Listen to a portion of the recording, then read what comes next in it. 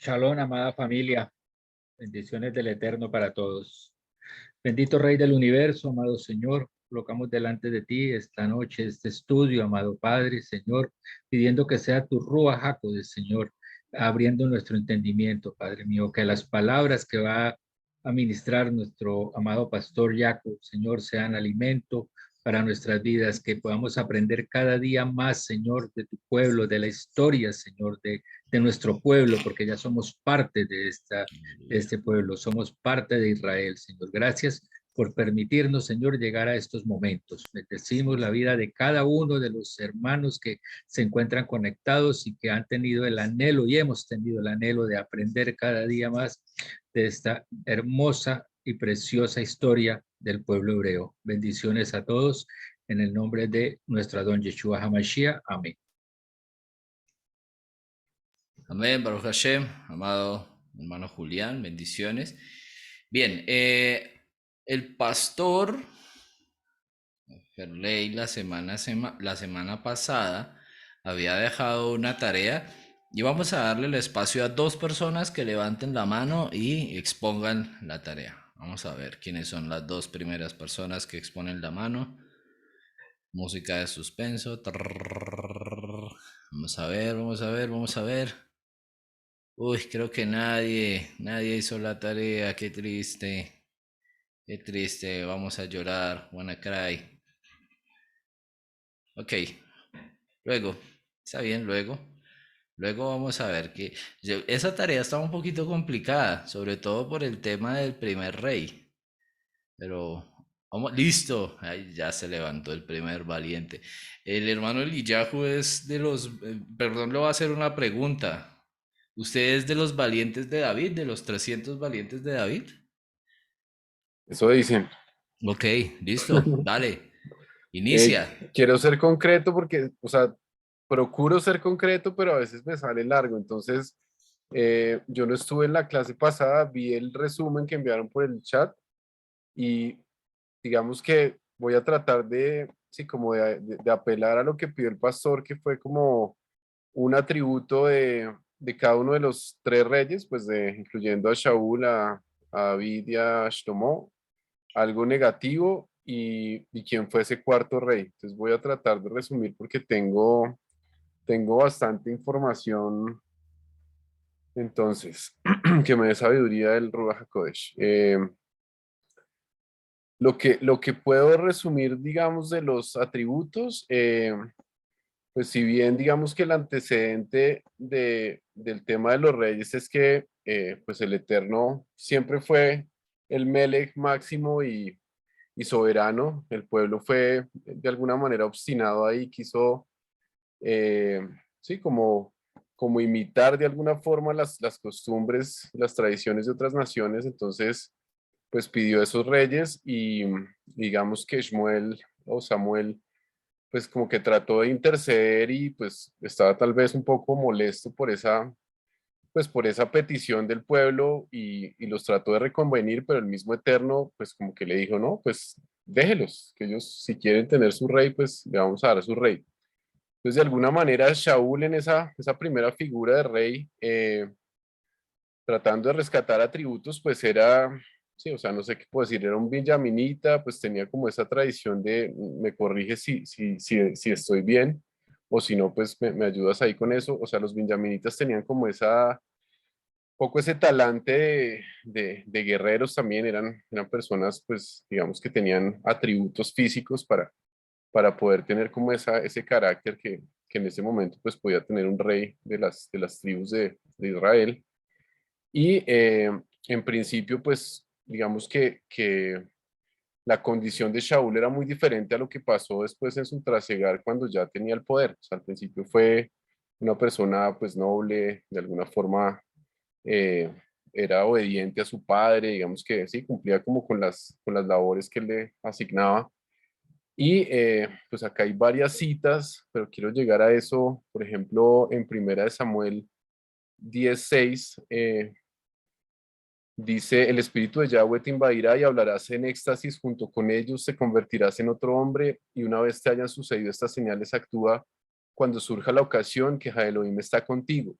Después de eso vas a bajar a Gilgal delante de mí, yo bajaré donde ti para presentar ofrendas quemadas y ofrecer sacrificios de bienestar.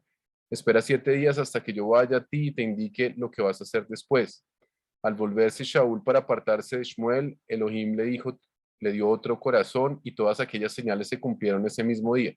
Entonces lo que quiero resumir ahí es que, digamos que en un principio el rey Shaul tenía como esa aprobación, tenía el Ruach HaKodesh, tenía, digamos, esa manifestación del poder del Eterno, pero pues ya después cuando él vio que tenía autonomía, que tenía poder, muchas de las encomiendas que se le hicieron, pues no las acató como tenía que ser, y pues eso suscitó, entre otras cosas, pues que perdiera su reinado, suscitó también que perdiera poder, que tuviese episodios también como medio deschavetados. Entonces, eso como un poco contrastando lo bueno y lo malo. Hay mucha más información, pero quiero rescatar solo una cosa. Eh, en el caso de David, pues sí era claramente pues una directriz del Eterno, ¿sí? Tal cual le dijo pues a Shmuel que fuera hasta donde Isaí y pues lo escogiera y lo ungiera en ese momento. Digamos que pues su corazón conforme al Eterno fue siempre como que, sí, se sujetaba en todo, pero pues también tuvo su inclinación al mal y ocurrió lo de Bathsheba y de ahí en adelante pues pasó por espada al esposo de Bathsheba y eso también repercutió un montón como en su dinastía y en sus hijos y ocurrieron pues eventos bien complejos, pues la violación de uno de sus hijos a su hermana y bueno, muchas cosas ahí tenaces. Y por el lado de Shlomo, estoy resumiendo un montón, mi hermano, porque tengo mucha información. Y por otro lado, pues Shlomo pues fue en quien recayó, digamos, la promesa de la construcción del templo, pero pues al final de sus días también, pues a raíz de su sincretismo, pues con todas estas mujeres, las 1000 mujeres entre las concubinas y las esposas, pues tuvo un final tremendamente idólatra y pues eso hizo que pues también toda esa condición de respaldo del Eterno, pues también trajera como consecuencia la división del reino y bueno, todas las consecuencias de lo que el plan del Eterno hoy en día es traer de vuelta las ovejas perdidas, pero bueno, no sé si quieren que lea, porque es que tengo mucha información, estoy tratando de resumir. Y el rey, el cuarto rey, fue el hijo de Shaul, se llamaba Ishboset, que duró 2 años, que también tiene como un tema profético ahí un poco de que en ese momento no solamente Judá reconocía a David, al Melech David, pero en la parte de Israel, digamos que se había atribuido como esa posición de rey por si no me acuerdo ahorita, ¿cómo se llamaba? El que era como la mano derecha, digamos, en el tema de la organización de los ejércitos de Shaul, que también pues estuvo con su hijo, pero pues también fue al final perseguido este Ishboset y, o sea, lo tomaron en su casa y lo mataron. Entonces ya después todo el reino reconoció a David como Melech.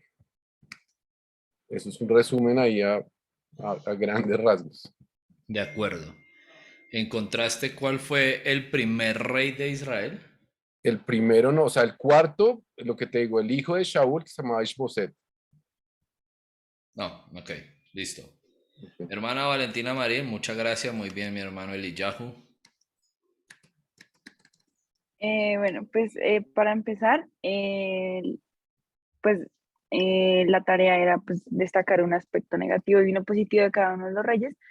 Y pues empezando por Shaul, pues un aspecto positivo fue que, como lo decía nuestro hermano Eliyahu, pues él siempre como que estuvo dispuesto a pelear por Israel porque pues tenía las características para hacerlo. Y un aspecto negativo fue pues que no obedeció al Eterno y pues ofreció un sacrificio que no le habían pedido antes de tiempo. Para el rey David, un aspecto positivo fue que, pues, como nosotros lo sabemos, él siempre mantuvo la alabanza a Elohim en todo momento, pero pues sin embargo, un aspecto negativo pues de él fue que cometió pues homicidio con Urias y pues como que se dejó llevar por esos sentimientos eh, pues de amor que tenía hacia Betsabé y hizo todo para lograrlo. Y por último, con Salomón, pues un aspecto positivo fue que pues su sabiduría ayudó como a mantener organizado al pueblo, pero pues un aspecto negativo es que él dejó corromper su corazón por las mujeres, las concubinas que él tenía, pues que adoraban a los dioses. Y pues para el segundo punto de la tarea, pues eh, digamos que yo la entendí de la forma en el que el rey que se coronó antes de que David pues se coronara, pero pues no lo pudo lograr, fue Absalón, pues como lo dice en segunda de Samuel 15, donde pues él se sublevó ante David y pues no le funcionó, pero aún así pues se quiso coronar rey. Ok, listo, mi hermana Valentina. Muchas gracias a todos. Bueno, vamos entonces a empezar. Listo, creo que no hay discusión con el tema de las... Creo que no hay discusión con el tema de las... espérame un momentico que aquí hubo algo que me desconcentró. Vamos aquí a hacer una cosita. Mi amado Jacob.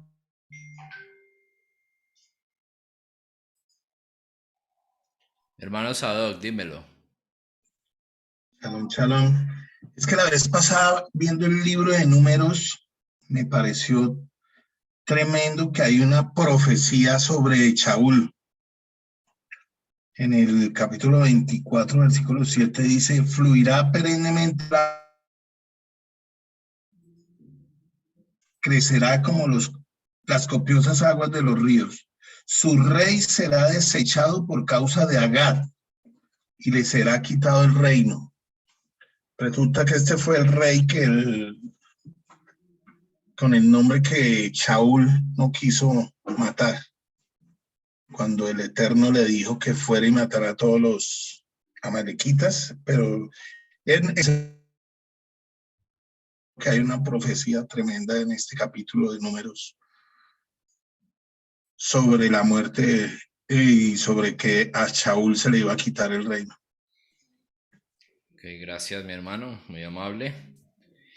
Bueno, quienes estaban preguntando aquí por el interno que hacían con los que no estaban en la lista, no se preocupen, no se preocupen porque, bueno, esta clase pues ya va adelantada y pues al comienzo lo habíamos hecho por inscripción, pero pues ahora estamos haciéndolo abiertamente. Entonces la idea es que terminemos el ciclo y terminemos la continuidad con las personas que venían en la inscripción, pero quienes están ingresando el día de hoy que se enteren de lo que estamos haciendo y que vayan untándose también de la clase de historia para que al siguiente ciclo que volvamos a abrir vuelvan a entrar. Bien, Baruch Hashem, vamos entonces a empezar. ¿Quién fue ese primer rey de Israel? Pues realmente no sé si ustedes han escuchado en Jueces 9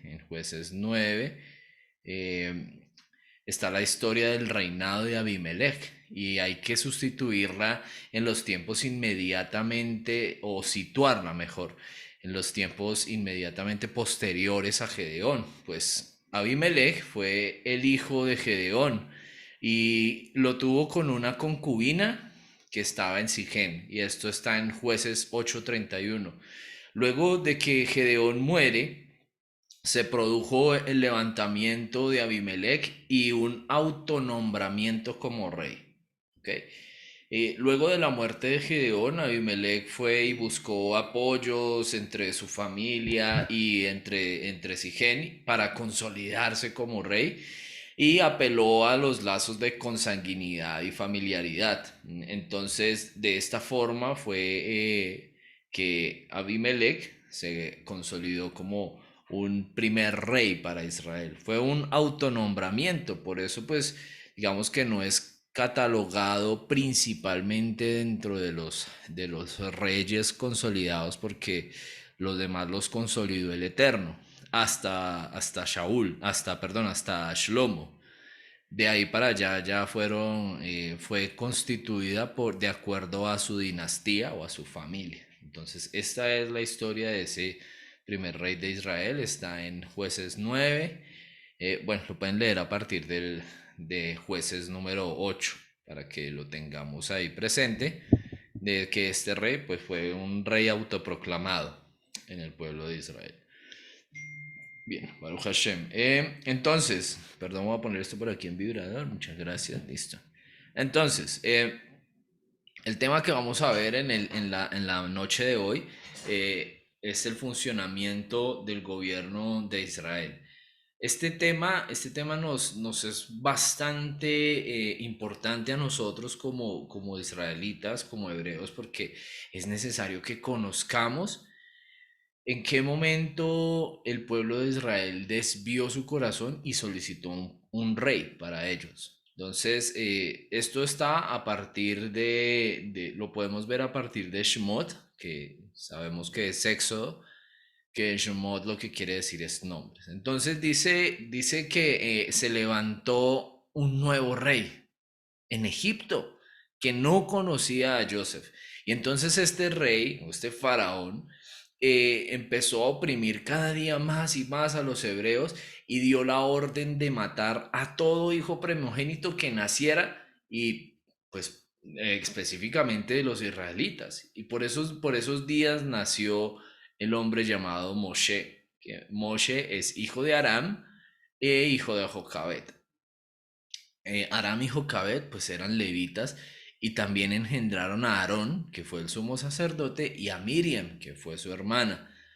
Ellos tres fueron quienes lideraron la salida del pueblo de Israel. Fíjese que aquí nos estamos saltando casi desde Joseph hasta esta salida, casi 400 años. Ustedes dirán, ¿y por qué no vemos todo lo que pasó en el desierto? Porque pues para eso son las parashas. Digamos que si nos quedáramos aquí estudiando qué pasó en cada estación, en la salida, pues para eso tenemos la parasha. Lo que nos interesa en este momento es rescatar los datos históricos del pueblo de Israel.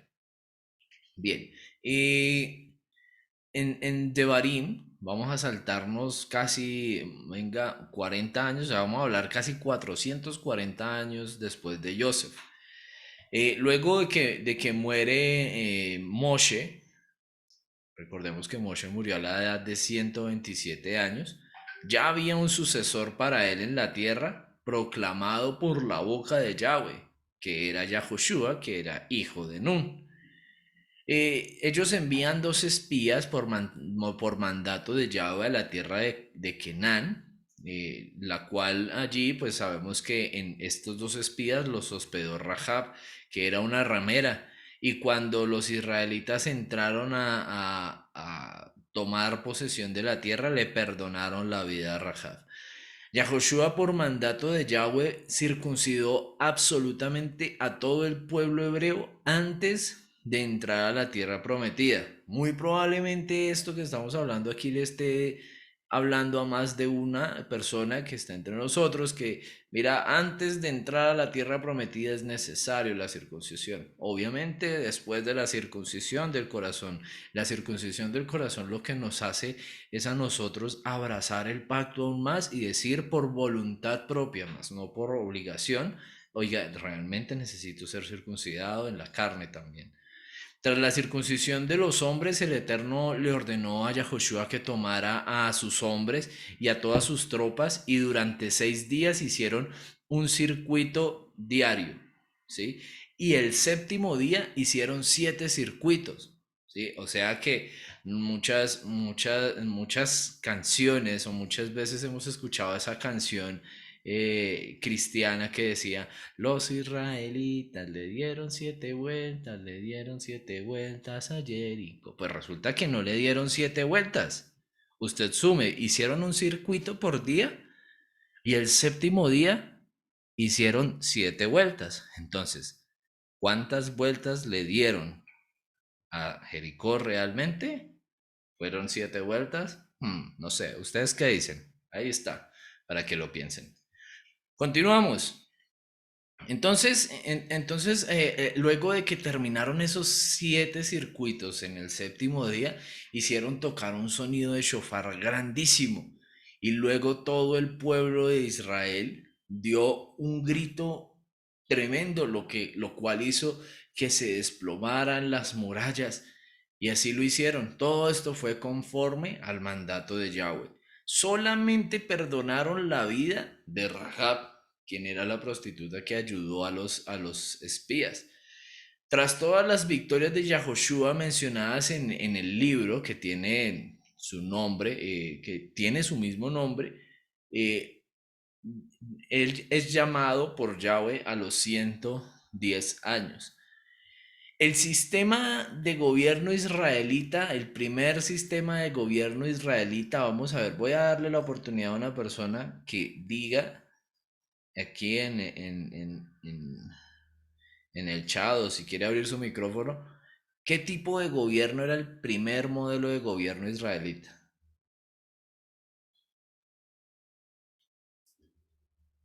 Música de suspenso. ¿El sacerdocio? Ok. ¿Quién da más? Teocrático. Excelente. El primer gobierno del pueblo de Israel fue un gobierno teocrático. Y todo esto porque funcionaba bajo la dirección del Eterno mismo. Pero resulta que los israelitas eran muy, muy fácilmente influenciables, ¿sí? Ellos llegaban a cualquier lugar y, bueno, veían que ellos tenían sus dioses y decían, mira, ¿por qué nosotros no tenemos dioses? Y terminaban convirtiéndose a sus dioses. Entonces, este primer gobierno, este primer sistema de gobierno teocrático se mantuvo hasta la instauración de una monarquía, y esto sucedió en el libro de Shemot, y fue lo que estableció Moshe allí como una jefatura judicial que existía durante el gobierno teocrático. O sea que esta monarquía se acobijó dentro del gobierno teocrático, dentro del gobierno del pueblo de Israel. Y apareció entonces en Israel el consejo de Yitro o Jetro, quien fue un sacerdote de Madián y quien fue suegro de Moshe. Sin embargo, pues la autoría de este tipo de gobierno pues es muy imprecisa, y ya que oscila entre el libro de Shemot, entre Moshe y Yetro.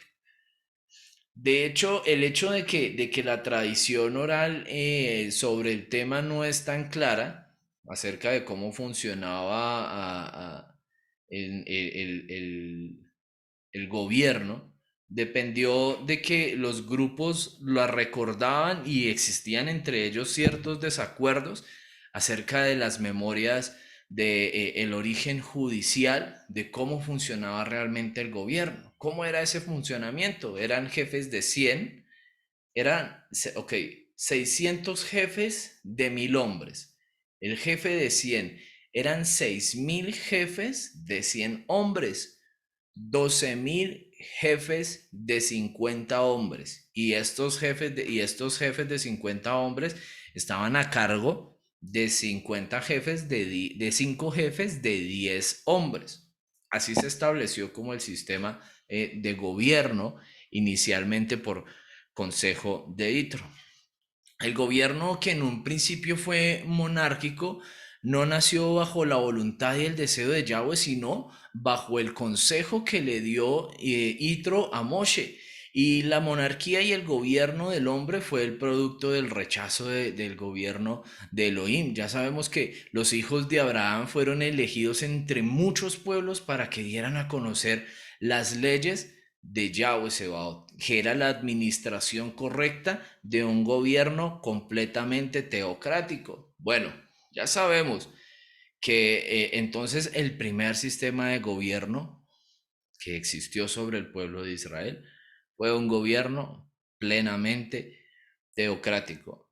La monarquía no iba a ser precisamente para Israel una bendición, y esto lo podemos ver en Primera de Samuel 8 y en Oseas 13 y 14, y porque aquí es revelador el sentimiento que tenía el Eterno acerca del tema y de la razón por la cual también permitió entre el pueblo de Israel otro gobierno que no fuera el de él. Vemos también, por ejemplo, que en los pasajes de Jeremías, del 2, del 20, capítulo 2, versículo 20 y 23, son muy reveladores también acerca de los pensamientos íntimos del pueblo hebreo que tenía con respecto a Elohim.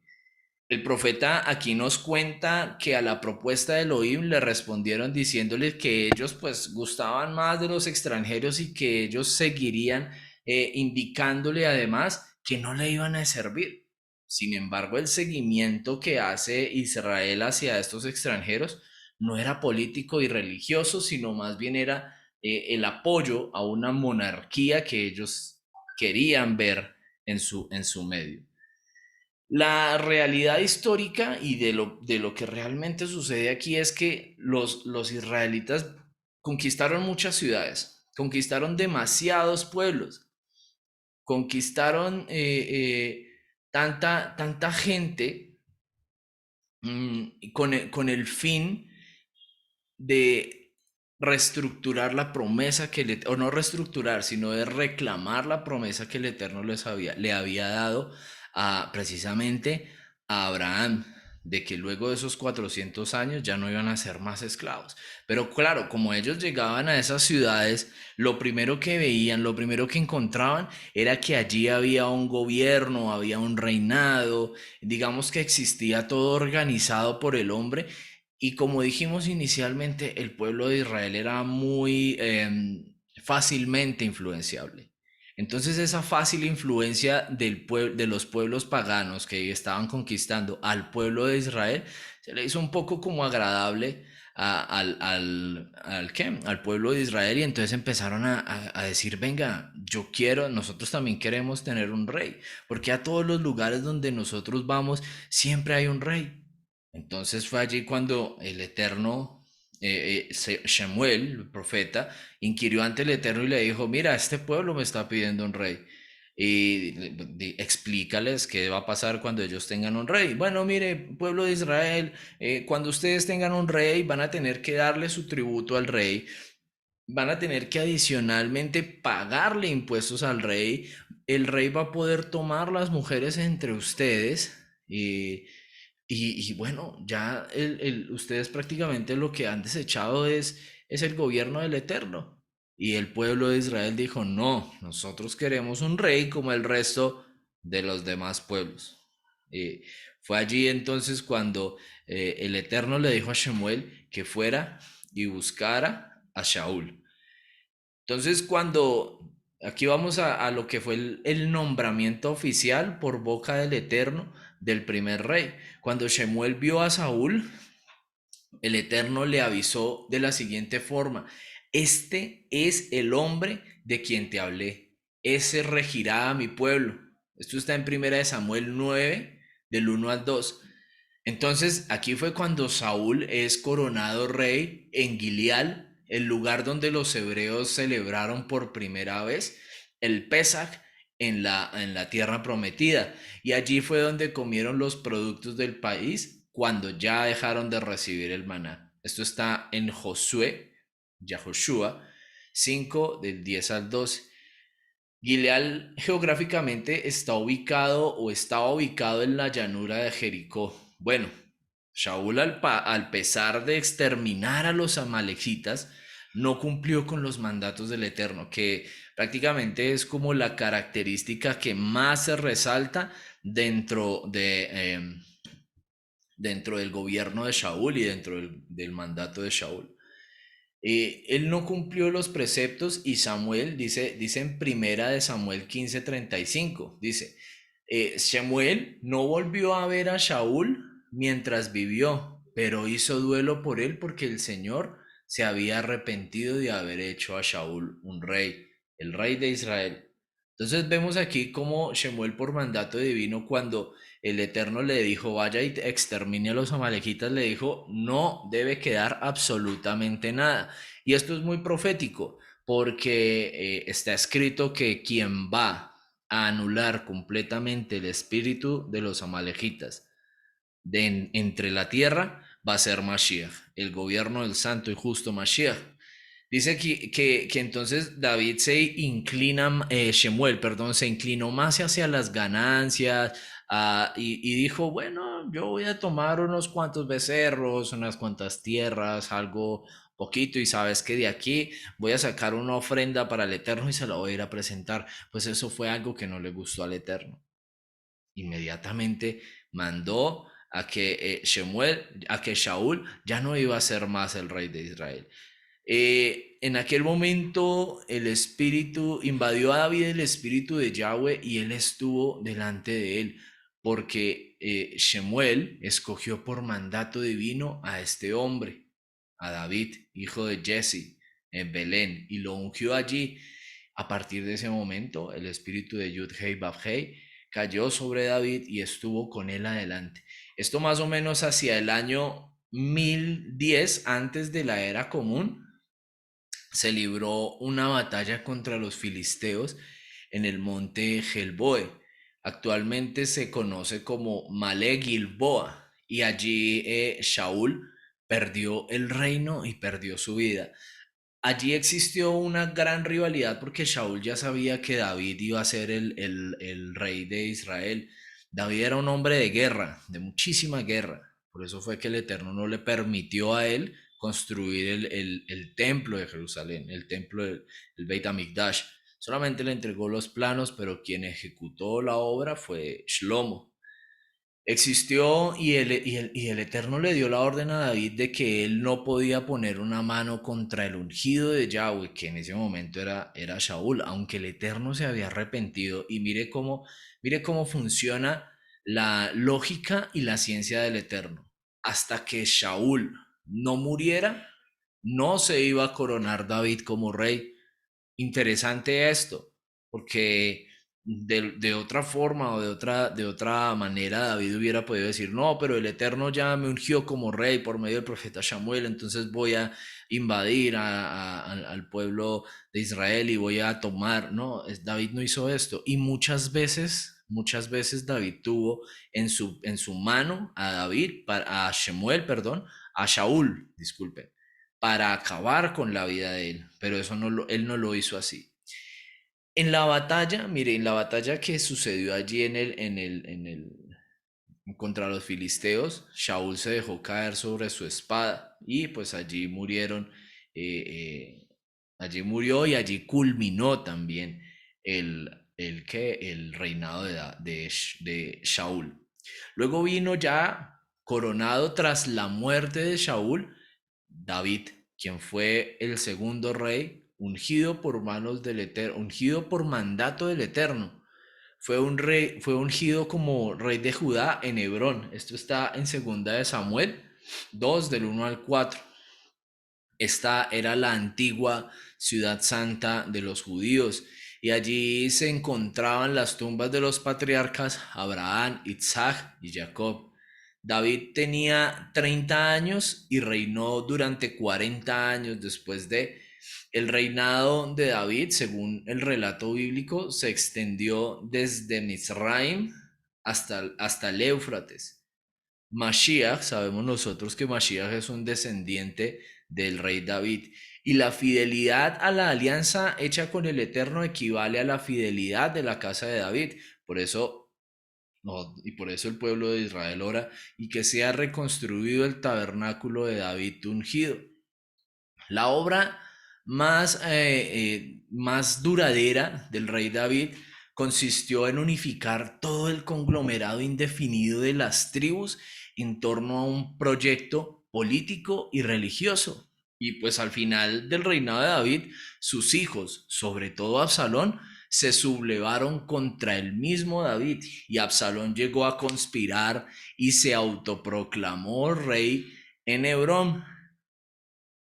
Hasta que llegó, mire, hay un hombre que yo admiro en esta vida y es el general Joab, porque el general Joab acabó con lo que fue esta promulga de esta autoproclamación del rey David. del rey Absalón.